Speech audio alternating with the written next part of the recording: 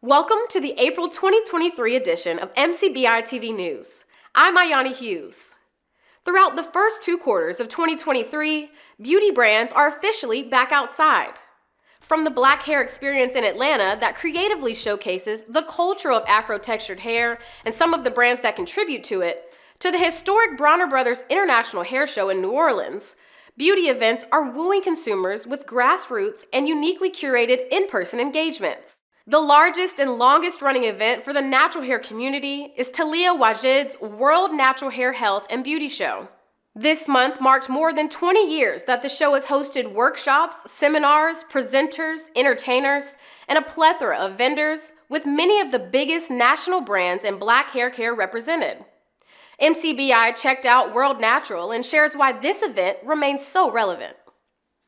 In the words of the organizers, the World Natural Hair Health and Beauty Show isn't a hair show, it's a cultural movement. Entrepreneur and brand founder Talia Wajid, considered the mother of the natural hair movement, has organized this annual event for more than 2 decades, attracting visitors from around the globe.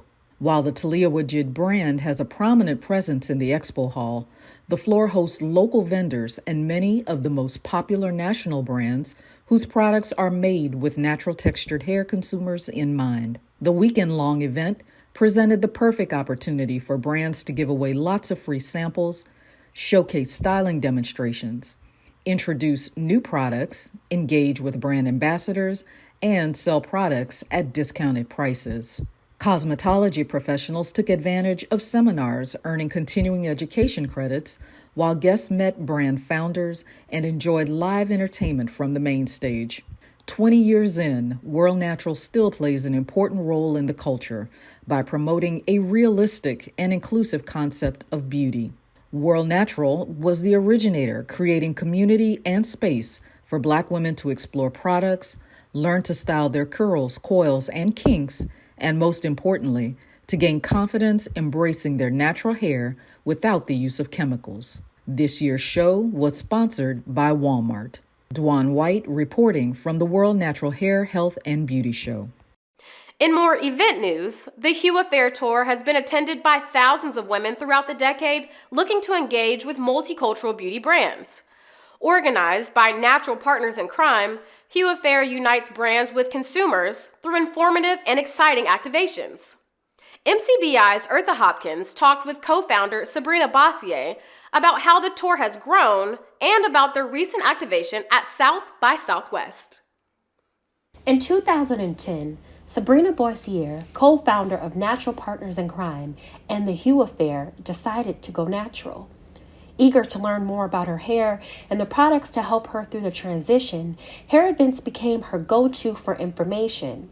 However, she says she noticed the newly formed space needed work. And not honestly knowing natural hair, my texture, me just being a curious person, I just dived straight in. I started going to all these different hair events, learning about different brands and products. And what I noticed is that the events were not what I wanted them to be. You know, they weren't starting on time. They were just poorly planned. And I'm the type of person, if you see something that you want and it's not there, create it. So I started to create my own events. From the start, Natural Partners in Crime, she asserts, was built to educate and serve the everyday multicultural consumer while establishing relationships between small Black-owned brands and the communities they serve. My whole focus has always been about education with the everyday naturalista, because honestly, we all have hair issues and journeys and concerns. Not everyone wakes up with the perfect twist out. Not everyone can use a complete collection and get the bomb style. And that was my experience. Today, Natural Partners in Crime is a leading marketing firm within the multicultural industry, working with the notable corporate brands including Maelle, Camille Rose, Palmer's, and more. The company is responsible for 65 events across major metropolitan cities, including New York City, Atlanta, Miami, Dallas, Cleveland, and more. Additionally, NPIC has expanded its expertise to include customized influencer and company marketing campaigns. I always tell people I have worked with some amazing brands that have gone on to become mega brands. Maybe Eden Body Works, Palmer's, that we know and love, that have been in the industry for years. They came on from day one and wanted to support us. So again, for me, relationships are really important. When a brand comes on board with me as a sponsor, even as a vendor, they know that they're going to get everything that I say that I'm giving them in their agreement and above. Their companion company, the HUE Affair, began after being prompted by the creator of International Natural Hair Meetup Day, Adia Rogers. The HUE Affair encompasses a full beauty and lifestyle experience. Most notably is their South by Southwest activation. This following year, we had about 800 people through the door. And it's always been so different than New York. And I think that's why I love it, because it's a museum, it's street level, there's a lot of outdoor space. It's in March, where traditionally in New York it's cold, but in Texas, it's actually decent weather. And again, like I said, there's the opportunity for panels and presentations. So every title sponsor and gold sponsor that has come on board has been able to do something on the main stage. So we've had Shea Moisture, we've had Mael twice, we've had Tropical Living come out. And it's important to me for the attendees to put a face and a voice to the brands, because you see people on social media, pomps and circumstance, but to actually hear them talk and relay their story, their message, talk about their products, you can sense their excitement, their passion through their voice and their inflection. So I've always loved that. Hosted by Miel Organics, their most recent activation marked its 5th and final South by Southwest event. We had about 500 people through the room. Mael was the sponsor again this year. They had a suite, which is a dance studio that they take over. That line was out the door literally the whole time. And it was really great. It was really great. As NPIC and the HUE Affair continue to evolve, Bossier reiterates the heart of her brand is to empower those with textured hair to love and embrace their unique strands. As for the future of the HUE Affair, Bossier says upcoming events will continue to celebrate and support the textured hair community and beyond, informed by her deep understanding and appreciation of their needs, concerns, and experiences. For more information on upcoming events, visit their website at hueaffair.com or follow them on Instagram at HUE Affair. This is Eartha Hopkins reporting for MCBI. In industry news, Black-owned multicultural brands Curly Kids Mixed Texture Hair Care and Cameron's BFF are the first Black-owned companies to market products under the new Karma's World license. The license deal was developed by 9 Story Brands and Karma's World Entertainment to support Black-owned businesses and increase representation on shelf for meaningful change within the licensing industry. Co-vice president at 9 Story Brands, Kyra Halprin, was quoted in an article by License World saying, "Black-owned businesses have been historically underrepresented within the licensing industry, and it's critical that we work with partners that align with the DNA of the brand and work towards better representation on shelf." Karma's World Entertainment is founded by hip-hop artist Ludacris, and the streaming TV show is in its 4th season on Netflix. Rizos Curls breaks boundaries by becoming the first Latina-owned curly hair brand to land shelf space in every Ulta Beauty store. Founder and CEO Jalisa Prado launched Rizos Curls during the 2020 pandemic, and now the brand is available in 1,359 U.S. Ulta store locations. The company has also announced the launch of the new Beach Waves texturizing salt spray, with ingredients including blue agave extract, red algae, and prickly pear cactus. The product claims to be proven to enhance texture, volume, and shine without drying out curls. After only 1 year on shelf in Target, inclusive skincare brand Undefined Beauty has doubled its door count. The brand, on a mission to democratize beauty, is now available in 637 Target store locations. Founder and CEO Dorian Morris was a participant in the Walmart Start Accelerator, and this month is a featured speaker at Women's World Daily's Los Angeles beauty event. Latina-owned clean beauty brand Vamigas is on track to hit $1.5 million in sales this year. According to a recent article by Beauty Independent, this quarter, the plant-based skincare company launched in Target and Whole Foods. The Target launch welcomes 5 products and 600 new doors. Vamigas boasts over 10,000 five-star reviews from its retail partners, including Nordstrom, Anthropologie, and JCPenney. The company is founded and led by Ann Dunning and Christina Kelman. The entrepreneurs believe in helping to fund other beauty businesses, so they also co-founded Blacks VC for Black, Latinx, and Indigenous beauty entrepreneurs. The Blacks VC portfolio includes ethnic and multicultural brands, Young King, Sienna Naturals, and Minted Cosmetics. Mayel grows its pomegranate and honey collection with the launch of 2 new line extensions. The Air Dry Styling Lotion and Air Dry Styler Gel are said to substantially reduce drying time while maintaining moisture, shine, and flexible hold without the crunch. The entire pomegranate and honey collection is formulated for thick, curly, and kinky hair textures. Another hair care brand adding to their assortment is HUE Beauty. Late last month, the company posted their introduction of a new melonberry smoothing gel for kinky, coily, curly, and wavy textures. The product is said to be a game changer with the use of vitamin C. The new gel is a companion to the melonberry hair milk leave-in conditioner. HUE products are sold in Sephora stores and on their website, HUEbeauty.com. Puff Cuff founder and CEO Siada Lash was honored by Inc. as part of their Female Founders 200. She was recognized among the distinguished 2023 Most Dynamic Women Entrepreneurs list. Congratulations and keep representing.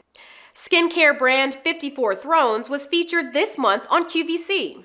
Founder and CEO Christina Funke Tegbe joined the QVC host to demonstrate and discuss how her brand is the perfect moisturizing solution for a variety of skin types.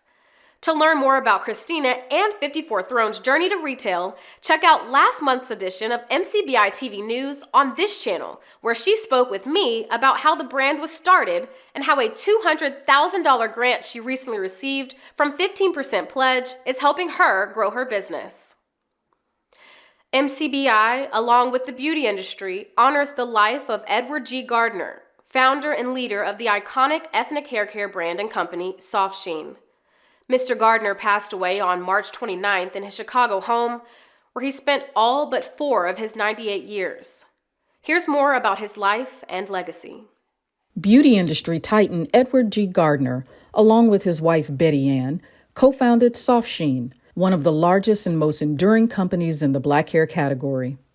The Soft Sheen portfolio of brands includes products that, at any given point from the 1960s to the present, have been staples in most black homes in America. Particularly during the 80s and 90s, brands like Carefree Curl, Let's Jam, Sport and Waves, Wave Nouveau, and Optimum Care reigned supreme. What started as a side job, selling products Mr. Gardner made at home, developed into the largest Black-owned beauty products company in the U.S., employing over 400 people on Chicago's South Side and establishing the standard for hair care products sold to Black consumers. The Gardners became co-owners of the Chicago Bulls in the 1980s, showing their love for Chicago and its award-winning franchise.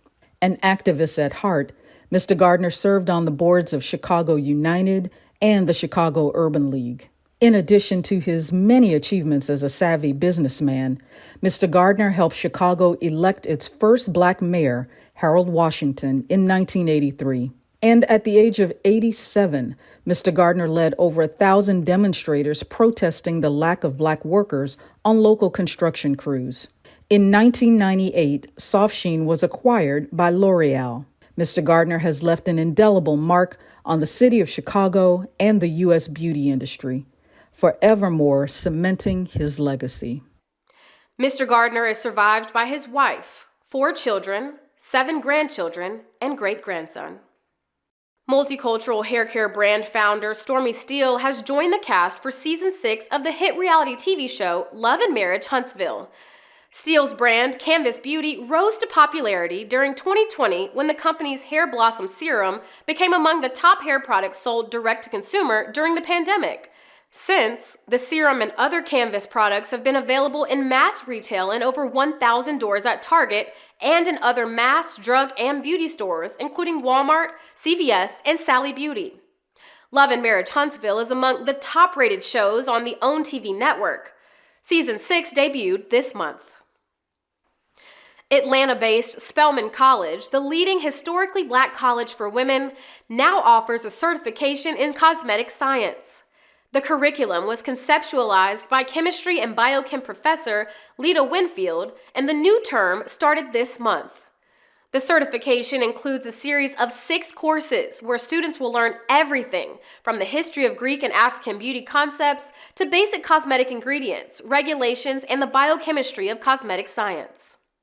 To learn more about each specific course, cost, and enrollment, visit the eSpelman section of their website, spelman.edu, or watch the Cosmetic Science eSpelman video on YouTube. Range Beauty founder Alicia Scott is currently among a class of 8 selected to Sephora's latest Accelerate cohort, where participants receive financial assistance, coaching, and mentoring to help their companies become retail ready.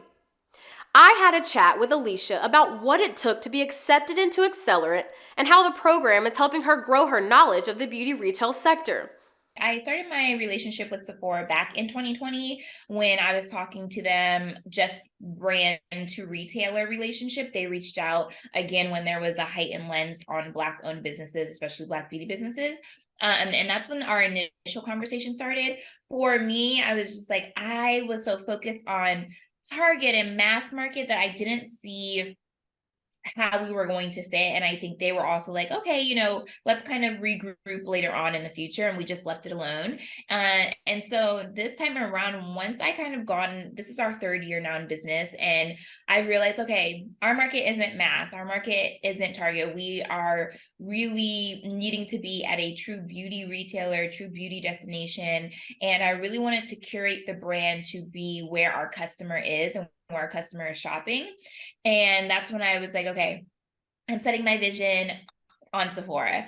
And I decided to apply for their Accelerator. I saw that they announced they were really being pushed by 15% pledge as well. They did a great job of pushing like, hey, applications are open. Make sure you get your application in. We're having a Q&A. Like they were doing a really great job of making sure that we were getting our applications in. And I submitted and I made it in.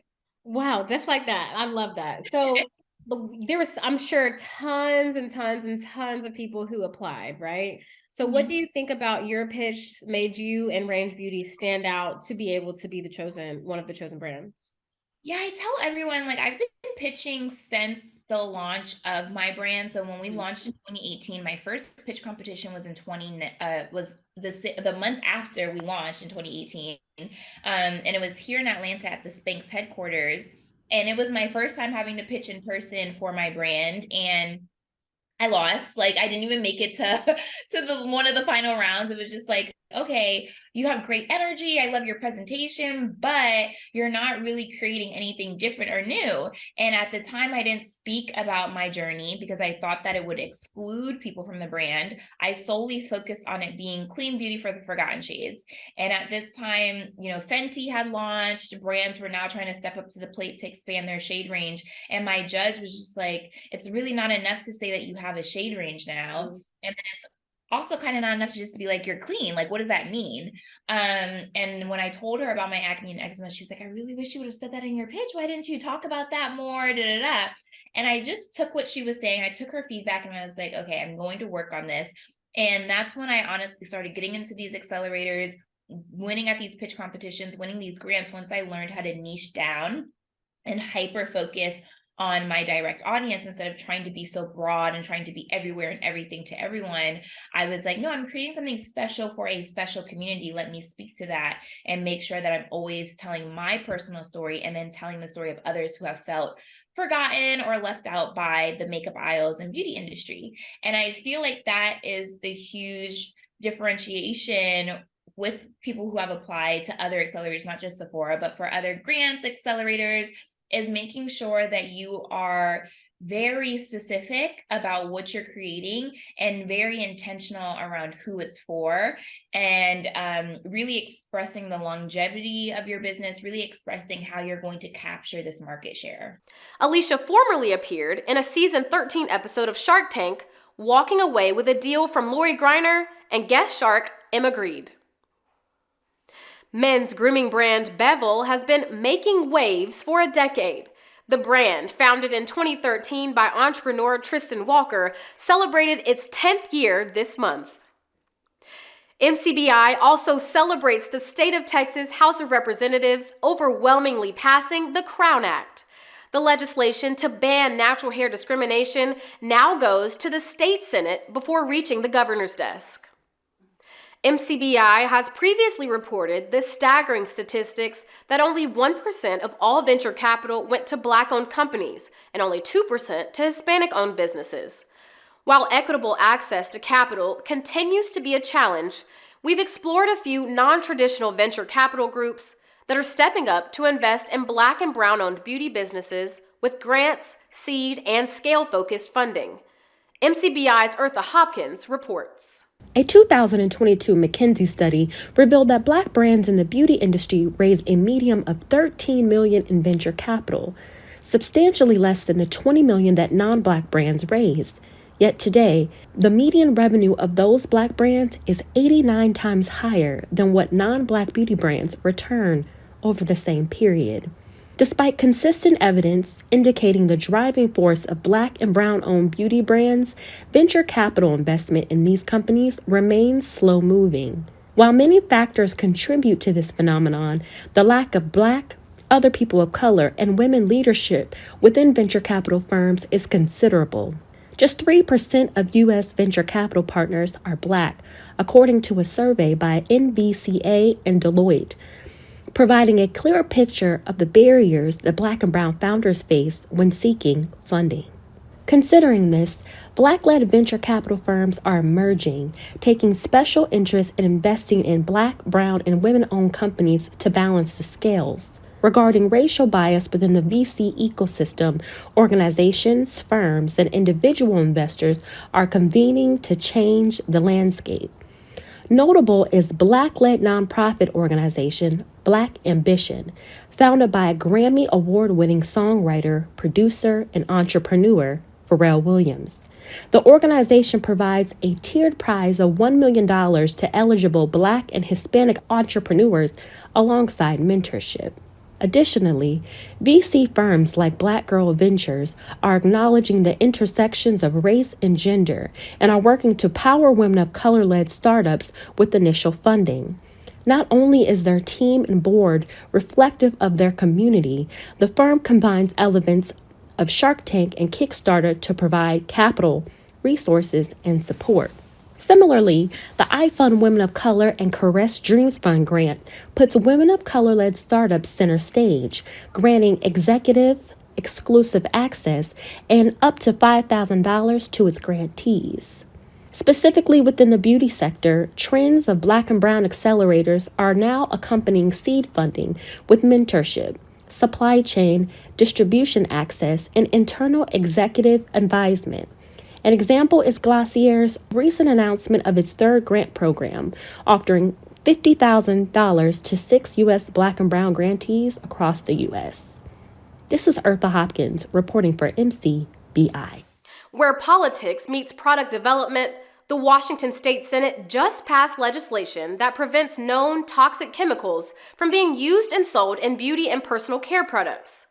The bill heads to the House of Representatives for a final vote.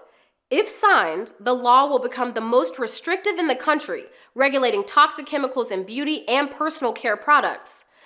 MCBI looked further into the legislation and research and how this issue most specifically impacts consumers of color. Legislation sponsored by Washington State Representative Charlotte Mena bans the use of known toxic chemicals in cosmetic and personal care products. According to Representative Mena, the Washington Department of Ecology found high levels of toxic ingredients in beauty and personal care products, with the most harmful toxins in products specifically targeted towards people of color. In a recent press interview from Toxic Free Future, a leader in toxic health research and advocacy, earlier this year, the state's Department of Ecology tested 50 low-cost products marketed to or used by people of color, and found high levels of formaldehyde, a known carcinogen in certain hair products, creams, and lotions. The Department of Ecology's test also found lead at concentrations in dark tint powder foundations and lipstick, despite there being no safe amount of lead allowed in products. It's widely known throughout the beauty industry that people of color use more beauty products than other consumers, with Black consumers purchasing 9 times more hair products and beauty products than any other group, disproportionately exposing them to toxic chemicals as compared to white consumers. This legislation comes at a time when retailers are increasingly adopting policies to phase out and ban toxic chemicals in beauty and personal care products. According to Retailer Report Card, CVS, Rite Aid, Sephora, Target, Ulta Beauty, Walgreens, Walmart, Sephora, and Whole Foods have been working toward reducing and eliminating harmful chemicals such as phthalates, parabens, forever chemicals, and formaldehyde releasers in the beauty and personal care products sold in their stores. To learn more about the products tested, visit the press room of Toxic Free Future at toxicfreefuture.org. Thanks for watching the April 2023 edition of MCBI-TV News. Subscribe to this channel for our monthly news wrap-ups and to view more stories and full-feature interviews. For breaking news and informative content throughout the week, follow Multicultural Beauty Insider on LinkedIn and Instagram. I'm Ayani Hughes for MCBI-TV News.